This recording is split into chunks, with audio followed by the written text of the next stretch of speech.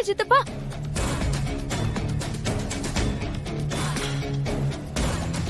ஏய், முதல்ல கையறா.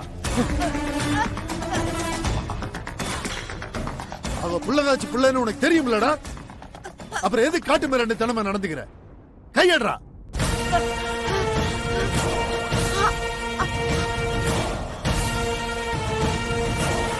என்னடா இங்க சத்தம்? அண்ணா, இவளுங்க என்ன பண்ணிக்கிட்டு இருந்தாலுங்க தெரியுமாண்ணே?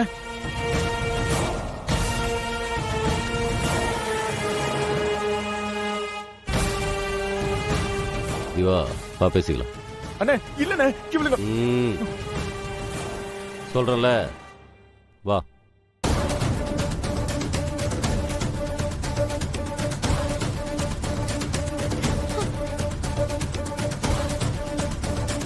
அவன் முரடம்மா. எப்போ யார்கிட்ட என்ன பேசணும்னு தெரியாதவன். நீ அவனை ஒரு பொருட்டா எடுத்துக்காத. இது எனக்கு என்ன புதுசா மாமா?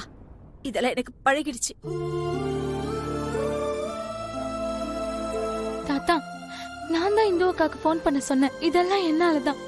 எனக்கு எல்லாம் தெரியுமா. எல்லாம் கேட்டுட்டு தான் இருந்தேன். என்னதான் இந்துவும் கருணாவும் பிரிஞ்சிருந்தாலும் அந்த கடவுளை அவங்கள ஒன்று சேர்க்கணும்னு நினைச்சிருக்காருன்னு நினைக்கிறேம்மா.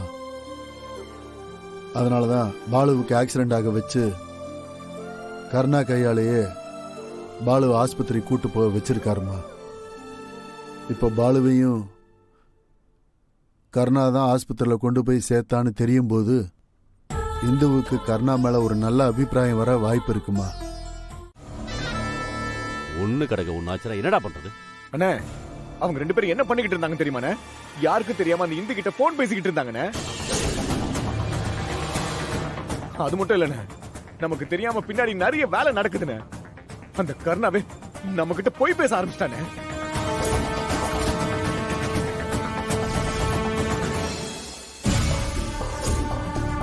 என்னடா சொல்றது? ஆமாண்ணே, அவன் நமக்கு பின்னாடி டபுள் கேம் ஆடுறான். அன்னைக்கு பத்திரம் எடுத்துட்டு வர லேட் ஆனப்போ நம்ம கிட்ட என்னென்ன சொன்னா?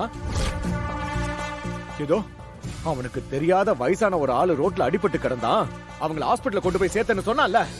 ஆனா அவன் உண்மையில கொண்டு போய் சேர்த்தது இந்துவோட அப்பாவை.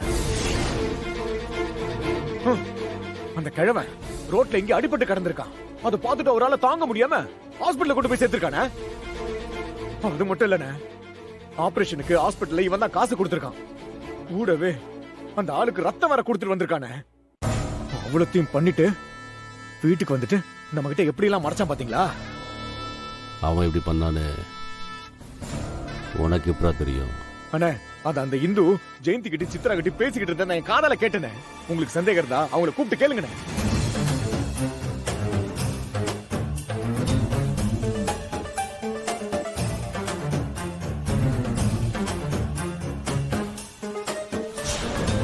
வேணாண்டா,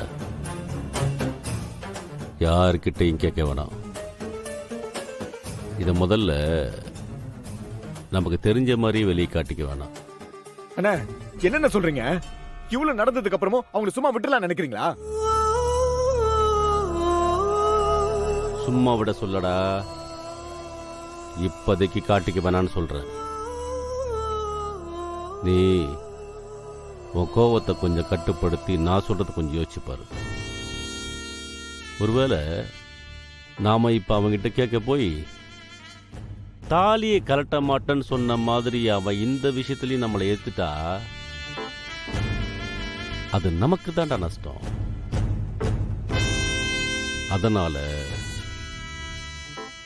இப்போதைக்கு நாம எதுவும் தெரிஞ்ச மாதிரி காட்டிக்க வேண்டாம். ஏற்கனவே நம்ம பேசின மாதிரி கர்ணாவும் அந்த இந்துவும் ஒருத்தருக்கு ஒருத்தர் வெறுத்து அவங்களாவே பிரியணும். அதுக்குண்டான வேலைய நம்ம உடனே ஆரம்பிப்போம். தாலி விஷயத்துல அவன் அம்மா பேரை சொல்லி தப்பிச்சிட்டான். இனி நாம் அவனை விடவே கூடாது. அவங்க ரெண்டு பேருக்கு நடுவுல நம்ம ஏதாவது ஒரு பிரச்சனையை கொடுத்துட்டே இருக்கணும்.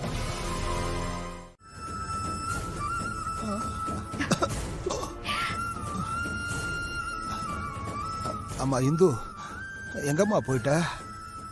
இங்க வெளியில தான் பாருங்க.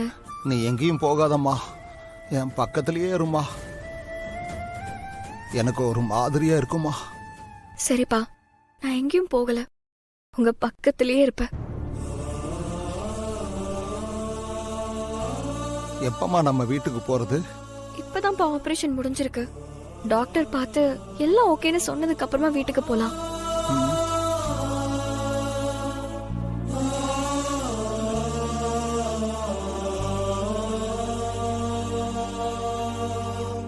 நான் அந்த டெம்போ வந்ததை கவனிக்கவே இல்லம்மா. திடீர்னு அந்த டெம்போ வந்து என்ன இடிச்சுட்டு போயிருச்சுமா. அதுக்கப்புறம் என்ன நடந்துச்சுன்னு கூட எனக்கு ஞாபகம் இல்லம்மா. யாரோ என்ன தூக்கிட்டு போற மாதிரி மட்டும் எனக்கு ஞாபகம் இருந்துச்சுமா. கருணா தான்ப்பா உங்களை தூக்கிட்டு வந்து ஹாஸ்பிட்டல் அட்மிட் பண்ணிருக்கான். என்னம்மா சொல்ற? மாப்பிள்ள தான் என்ன தூக்கிட்டு வந்து அட்மிட் பண்ணாரா? ஆமாப்பா.